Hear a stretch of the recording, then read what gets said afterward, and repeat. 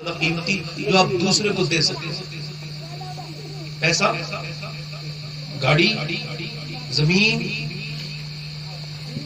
وقت. آپ کے اور میرے پاس سب سے قیمتی چیز کیا ہے؟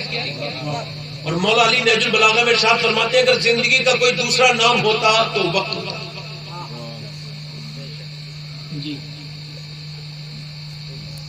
واصف علی واصف فرماتے ہیں کہ جو وقت کو برباد کر رہا ہے ایک دن وقت اسے برباد کر کے چھوڑے گا. آپ نے دیکھا نہیں موتیں ہوتے ہیں اچانک کی موتیں اور بغیر توبہ والی موتیں. لوگ سمجھتے ہیں موت بڑی دور ہے اور حالانکہ ایسا ہوتا نہیں ہے.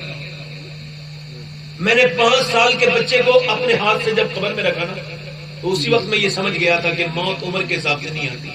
اگر عمر کے حساب سے آتی تو میں قبر میں ہوتا، یہ بچہ اوپر ہوتا.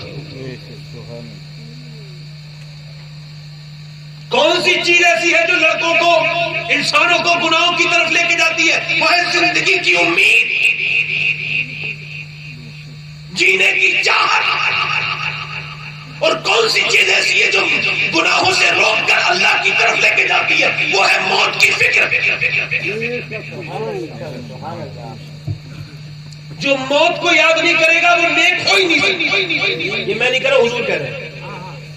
سرکار دو عالم صلی اللہ علیہ وسلم سے عرض کی گئی یا رسول اللہ ایک آدمی بہت اچھا ہے. ایک آدمی 3 دن عرض کی گئی ایک آدمی کی تعریف. تو آپ نے پوچھا اس کی محفل میں کیا موت کا ذکر ہوتا ہے؟ تو حضور نہیں ہوتا. تو فرمایا پھر وہ اتنا نیک نہیں جتنا تم سمجھ رہے ہو. اللہ. ایک آدمی کو کے پاس میں گیا تو وہ میں اسے دیکھنے گیا تھا، بیمار تھا. تو اس کے سر پہ میں نے دیکھا وہ اسے میں بات کر رہا تھا، بیمار تھا. تو اس کا بچہ ہے نا تو اپنے 2 سال کے بچے کو سر پہ ہاتھ رکھ کے پھوٹ پھوٹ کے رونا شروع کر دیا. اچھا وہ اس کی بیماری مجھے پتا تھی مگر پھر بھی میں نے پوچھا بھائی کیوں رو رہے ہو؟ کہنے لگے سید صاحب میں 2 سال کے بعد 2 مہینے کے بعد مر جاؤں گا، مجھے کینسر ہو گیا. پھر کہنے لگے میں وہ بدنصیب باپ ہوں جو اپنے جیتے جی اپنے بچے کو یتیم دیکھ رہا ہوں.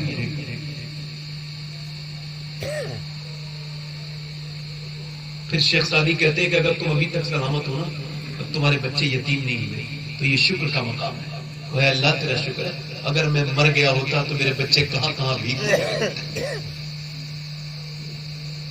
جب انسان رب کو بھولتا ہے نا تو پھر اسے کچھ سمجھ میں نہیں آتا. مگر سوچیں آپ کہ موت کو کتنا قریب جاننا چاہیے. اب اگر اس کینسر کے مریض کے پاس کوئی گناہ کی بات کرے گا تو وہ سنے گا. کینسر ہو گیا تو توبہ میں لگ گیا. ایک آدمی نے مجھے ٹیلی فون کیا سید صاحب مجھے کینسر ہو گیا ہے، 1 مہینے کا وقت ہے، کیا کروں؟ میں نے کہا پوری رات رویا کر. اللہ کی بارگاہ میں رونے کی عادت ڈال، کیونکہ رات کی تنہائی میں رونا یہ میرے نبی کی بھی سنت ہے اور ہر صحابی کی سنت ہے.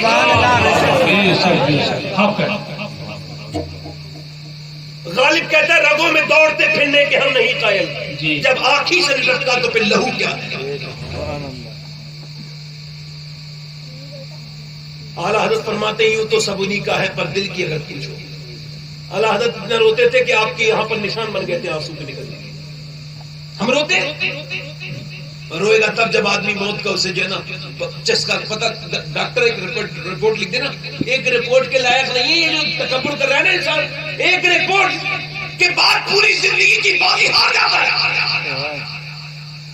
کینسر والے مریض کو تو پتہ چل گیا چلو اسے مرنا ہے، ہم لوگوں کو کیسے پتا ہے؟ اب ہم کیسے توبہ کریں؟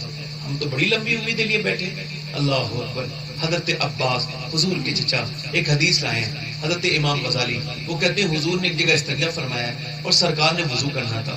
حضور کبھی بے وضو نہیں رہتے تھے تو حضور کو وضو کرنا تھا. تو فرماتے ہیں حضرت عباس میں نے دیکھا حضور تیمم کرنے لگے یعنی مٹی سے.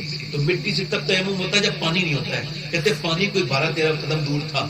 میں نے حیرت سے عرض کی یا رسول اللہ اس میں کیا حکمت ہے کہ یہ 12-13 قدم دور پانی ہے اور آپ نے یہاں تیمم کر لیا ہے؟ تو کہتے میں نے حضور کی آنکھیں خوبصورت آنکھوں میں سے خوبصورت آنسو نکلے اور ٹپ ٹپ گرنے لگے. فرمایا میرے چچا مجھے وہاں تک پہنچنے کی امید نہیں ہے، میں وضو اس وجہ سے کر رہا ہوں کہ میں اللہ کی بارگاہ میں بے وضو حاضر نہیں ہونا چاہتا. حضور کو یہ بھی پتا ہے کہ میں کب مروں گا اور آپ کب مریں گے. آپ مجھے یہ بتاؤ میں آپ آپ سے پوچھنا چاہتا ہوں کہ آج کل یہ جو ماحول چل رہا ہے، یہ وقت سب سے زیادہ قیمتی ہے۔ ایک آدمی نے دلی میں اپنے باپ کے مرنے کے بعد ڈاکٹر کو 20 لاکھ روپے دے دیے، سامنے رکھ دیے، میرے باپ سے 10 منٹ بات کراؤ۔ اس نے کہا پاگل ہو تم، تمہارا باپ مر چکا ہے۔ کہا نہیں 25 لاکھ لے لو۔ اس نے کہا میں ڈاکٹر ہوں، میں یہ کام نہیں کر سکتا، یہ مر چکا ہے۔ کہنے لگا 50 لاکھ لے لو۔ ڈاکٹر نے کہا یہ اللہ کا کام ہے، میرا کام نہیں ہے، تیرے سمجھ میں یہ بات نہیں آ رہی؟ وہ بچہ رو کے بولا اے میرے باپ، میں دنیا کو جا کے بتاؤں گا کہ جب تک تو زندہ تھا تیری زندگی کی مجھے کوئی اہمیت نہیں تھی۔ آج میں تجھ سے 2 باتیں کرنا چاہتا ہوں تو 50 لاکھ میں بھی نہیں کر سکتا۔ آج میں اس بات کو سمجھ رہا ہوں کہ 10 منٹ 50 لاکھ کے بھی نہیں مل سکتے، 10 منٹ 50 کروڑ کے بھی نہیں مل سکتے، 10 منٹ اربوں خربوں پوری دنیا کی قیمت میں کوئی پوری دنیا کی دولت لے کر بھی میاں 10 منٹ نہیں دے سکتا۔ مگر یہ وقت خراب کہاں ہوا ہے؟ مجھے بتاؤ، جب سب سے زیادہ قیمتی وقت تھا تو یہ کہاں دینا چاہیے تھا؟ یہ نمازوں میں دینا چاہیے تھا، یہ اس رسول پر۔ یہاں کچھ لوگ ایسے بیٹھے ہیں لڑکے، اللہ اکبر، آج آپ کو لگتا ہوگا رات کا وقت ہو گیا ہے اور یہاں بہت دیر تک بیٹھنے میں سوائے نقصان کے کچھ نہیں ہے۔ نہ میرے بھائیو، اس وقت آپ اللہ کی کرم سے اس وقت جنت کی کیاری میں بیٹھے ہوئے ہیں، آپ کے دلوں کو سکون مل رہا ہے۔ اور ایک بات میں آپ کو اور بتا دوں، اور اپنے دماغ اور دل پہ یہ لگ کے لے جاؤ کہ یاد رکھو، تمہیں جس نے یاد کیا ہے نا، مجھے بتاؤ، آج دیکھو، آج انسٹاگرام والے کے لیے لڑکوں کے پاس، میرے بھائی جتنے بیٹھے ان کے پاس 3-3 4-4 گھنٹے روز لگانے کو ہے۔ فیس بک کے لیے ہے، کبھی یوٹیوب پر واچ ہسٹری دیکھیے گا کہ آپ نے کتنا وقت یوٹیوب دیکھا ہے، تو آپ نے گھنٹے نہیں لے جانے کتنے گھنٹے، ہزاروں گھنٹے آپ نے برباد کیے فلموں میں۔ کہ آپ کے وہ گھنٹے واپس آ سکتے ہیں؟ نہیں۔ وہ فیس بک دیکھنے کے وہ آپ کا وقت واپس آ سکتا ہے؟ میری بات کو مذاق مت سمجھیے گا، میں نے جنے کتنی لاشیں اپنے سامنے نکلتی دیکھی ہے، میں نے جوان 18 سال کے لڑکوں کو میں نے اپنے ہاتھ سے خبر میں اتارا ہے، تو میرے دل میں اب یہ جگہ نہیں کہ میں آپ کو یہ باتیں بتاتا پھروں اور آپ کو وہ باتیں کروں جس سے کوئی مطلب نہیں دین کا۔ میں آپ کو وہ بتانا آیا ہوں جو میرا حق ہے اور جو مجھے بتا دینا چاہیے۔ مجھے بتاؤ، کیا انسٹاگرام والا آپ کو کچھ وقت دیا؟ انسٹاگرام والے کو آپ نے کتنے پیسے کمائے؟ آپ نے اپنی زندگی کے کتنے گھنٹے اسے دیے؟ اب تو افسوس یہ کہ مائیں شکایت کرتی ہے بیٹا میرے پاس نہیں بیٹھتا، بہنوں کو شکایت ہے کہ بھائی میرے گھر آتا جاتا نہیں، اللہ بھی شکایت کرتی ہے، بچے شکایت کرتے ہیں، ابا گھر میں بھی آ جاتے ہیں تو موبائل میں لگے رہتے ہیں، ہم سے بات نہیں کرتے۔ یار ذرا غور تو کرو، اس موبائل نے تمہیں ایسا کیا دے دیا؟ میں تو روز اپنے رب سے جب دن کی شروعات کرتا ہوں تو 2 رکعت نماز پڑھ کے یہ کہتا ہوں، اے میرے مالک، میں وقت کے اس بہت بڑے فتنے، یعنی میں موبائل کے فتنے سے تیری پناہ چاہتا ہوں، ہر طرح سے تیری پناہ چاہتا ہوں۔ میرے مالک، تو ہی مجھے بچائے گا تو میں اس فتنے سے بچوں گا، ورنہ بچ نہیں سکتا۔ آپ نے اپنی زندگی کے بیش قیمت گھنٹے، آپ نے دن ایام جو دیے ہیں وہ کسی فیس بک والے کو دیے ہیں، اس نے بدلے میں کچھ نہیں دیا بلکہ تمہارے پیسے لے لیے۔ یوٹیوب والے کو تم نے اپنا وقت دیا، انسٹاگرام والے کو اپنا وقت دیا، ٹک ٹاک والے کو اپنا وقت دیا۔ مجھے بتاؤ، تم نے مدینے والے کو بھی وقت دیا کہ نہیں دیا؟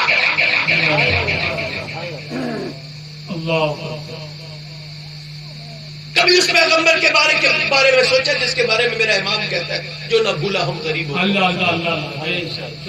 عرفات کے میدان میں یہ حاجی صاحب بیٹھے، کئی حاجی ہو گئے یہاں پر۔ عرفات کے میدان میں ننگے صرف دعا مانگنا سنت ہے۔ کیا ہے؟ سنت ہے۔ وہ نمی ذی الحجہ کو، اب جب وہاں دعا مانگتے تو میں جب 2017 میں گیا تو ای کو کم کرے بھائی، ای کو کم کرے، آواز ٹھیک کرے۔ میں جب 2017 میں گیا نا، آپ کے سمجھ آ رہی میری بات؟ جب 2017 میں گیا تو یہ کوئی آدھا گھنٹہ بڑی مشکل سے لوگ کھڑے تھے، ہم بھی کھڑے تھے وہیں پہ دعا مانگ رہے تھے۔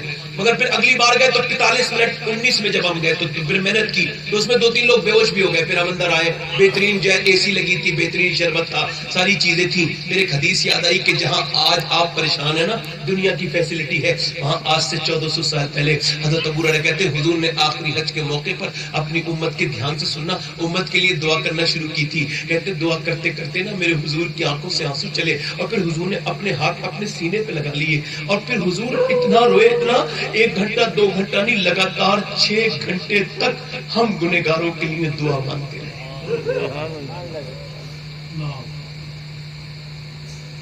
اور ہمارا وقت کیسے گزر رہا ہے؟ کون ہے ہمارا نیتا؟ یہ نیتا بن جائے تو حالات سدھر جائیں گے، یہ نیتا بن جائے تو کوئی نیتا حالات نہیں سدھار سکتا۔